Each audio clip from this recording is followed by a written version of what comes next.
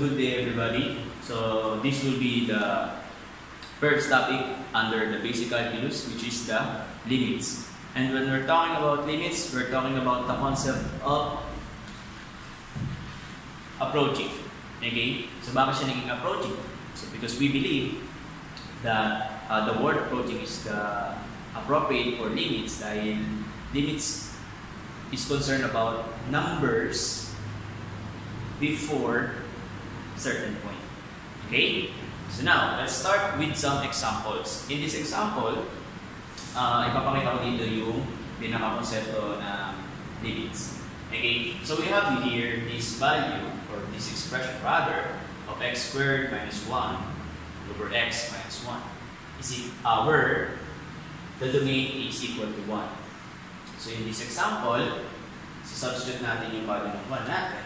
So we will have here 1. Substitution natin yan. So 1 squared minus 1 over 1 minus 1. So through verification, so we will have here the answer of 0 over 0. So which is indeterminate. So hindi natin pwedeng i-accept yung sagot na ito because we do not know what value is this. Okay? So dito, in an ordinary expression, so there's no answer. However, with the concept of limits, okay, so dahil sa konsepto ng limits po, we believe that wala lang siyang sagot at this point alone. Okay?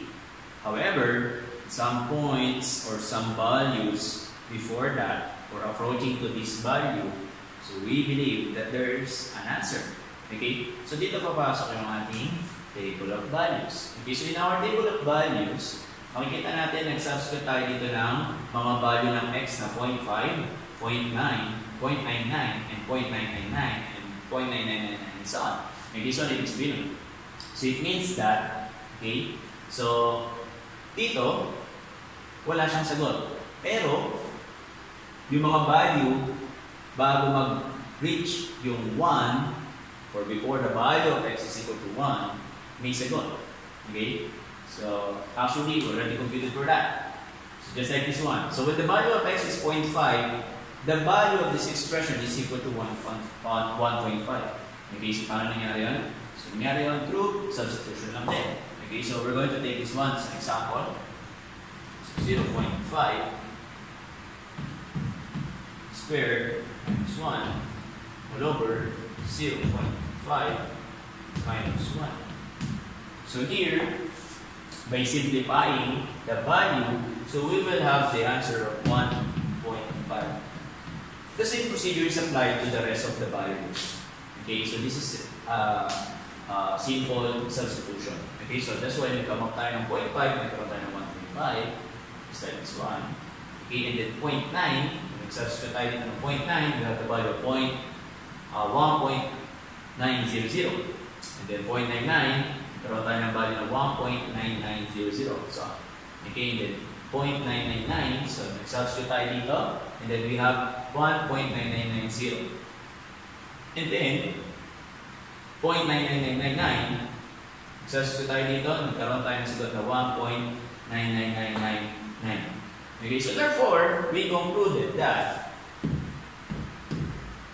the limit of x squared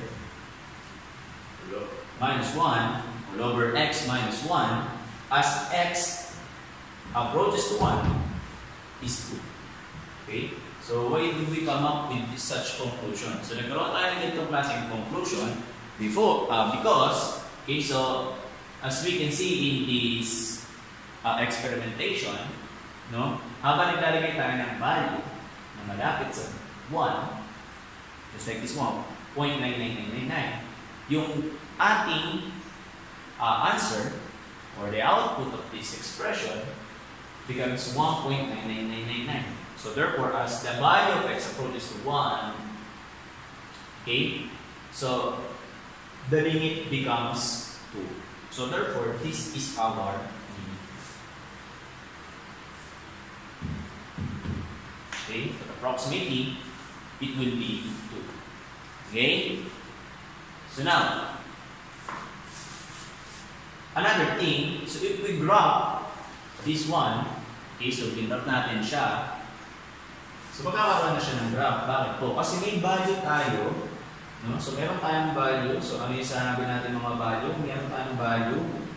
Value ng x natin ay lahat ng value approaching to 1. So this is 1. Okay, so this is 1.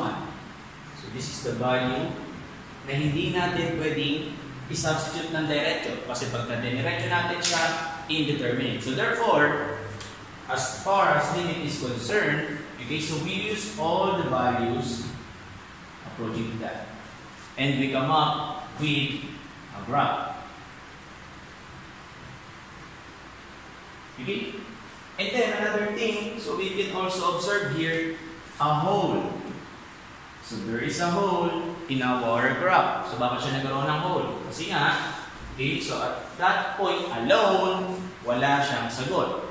So therefore, at this point alone, there's a hole. And then, we're going to continue the rest of the graph or the rest of our expression just like that. Okay? So, that's the primary concept of limits.